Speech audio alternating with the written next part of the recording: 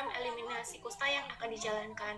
Namun dalam melaksanakan integrasi antar lembaga pemerintah dengan organisasi swasta dan komunitas, ada beberapa hal yang perlu diperhatikan. Mungkin ini akan sangat teknis karena sejalan dengan apa yang kami temui di lapangan. Ada 5 poin yaitu yang pertama, sebelum melakukan integrasi dan koordinasi, alangkah baiknya dilakukan pengarus utamaan atau mainstreaming isu kusta di masing-masing lembaga pemerintah, swasta maupun NGO yang ada, karena yang banyak dipahami saat ini bahwa target eliminasi kusta itu adalah mencapai angka prevalensi 1 kasus per 10.000 populasi atau penduduk. Padahal untuk global leprosy target saat ini udah shifting, tidak hanya prevalensi 1 kasus per 10.000 penduduk, namun dikatakan eliminasi jika sudah mencapai penurunan jumlah kasus pada anak maupun zero disabilitas atau tidak ada kasus disabilitas tingkat 2 ketika ditemukan kasus kusta ini.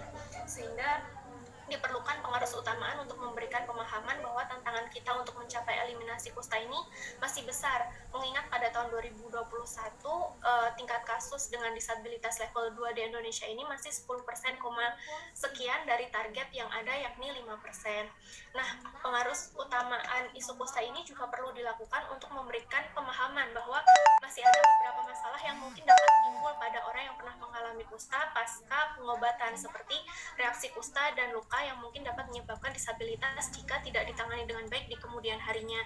Nah, ini perlu diperhatikan integrasi dan koordinasi bukan hanya untuk program untuk mendeteksi kasus baru dan pengobatan, namun juga tata laksana pasca pengobatan dan perawatan diri, bahkan juga dalam upaya preventif maupun rehabilitasi sosial dan upaya untuk mengurangi stigma kusta di masyarakat. Lalu poin yang kedua adalah perlu diperhatikan integrasi layanan kusta dengan layanan umum. Dalam hal ini yang dimaksud adalah integrasi rumah sakit kusta dengan rumah sakit umum.